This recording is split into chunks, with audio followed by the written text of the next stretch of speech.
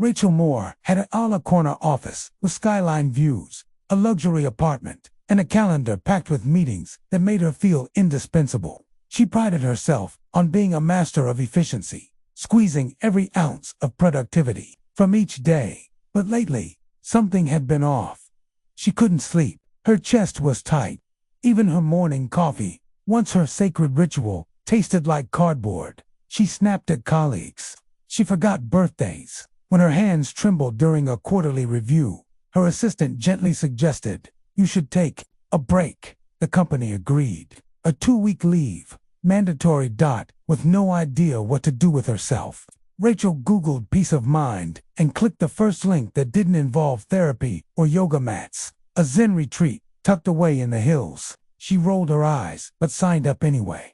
The retreat was silent. No phones, no laptops, no small talk, just birdsong, the rustle of trees, and a schedule that included long hours of meditation and something called working meditation, which turned out to be dishwashing, sweeping, and serving meals. "This is a waste of time," Rachel muttered on day 2. Scrubbing rice off a pan with too little soap and too much irritation. But there was one man she couldn't figure out, an older monk with calm eyes and a weathered smile. He moved slowly, but with purpose, as though time belonged to him. One morning, he led a tea ceremony. Everyone sat cross-legged on cushions, silent. One by one, he poured tea into small ceramic cups.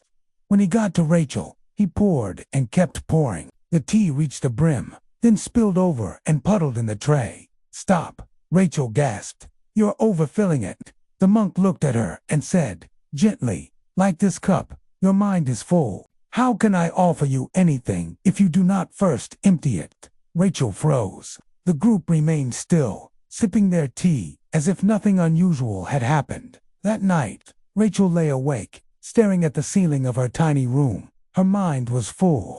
Yes, with strategy decks, deadlines, control, always needing to be right, faster, smarter, never still, never open. Over the next few days, she began to soften. She still hated the cold floors and the early mornings, but she started paying attention to the warmth of dishwater, the crunch of gravel under her shoes, the breath that moved in and out of her body. During one silent meal, she watched a fly land on the rim of her bowl. Her instinct was to swat it away, but she didn't. She simply noticed, and for the first time in a long while, she felt present. On the final day, the monk handed her the same ceramic cup, empty. This time, he poured tea just to the brim and smiled. "Now there is space for something new." Rachel bowed her head. Weeks later, back in her apartment, the city buzzed as it always had. But she moved differently now. She still worked, still made decisions, but she no longer needed to prove something in every moment. Her mornings started not with emails, but with silence. A breath, a single cup of tea, and sometimes, on quiet nights, she would pour a little too much and smile at the spill.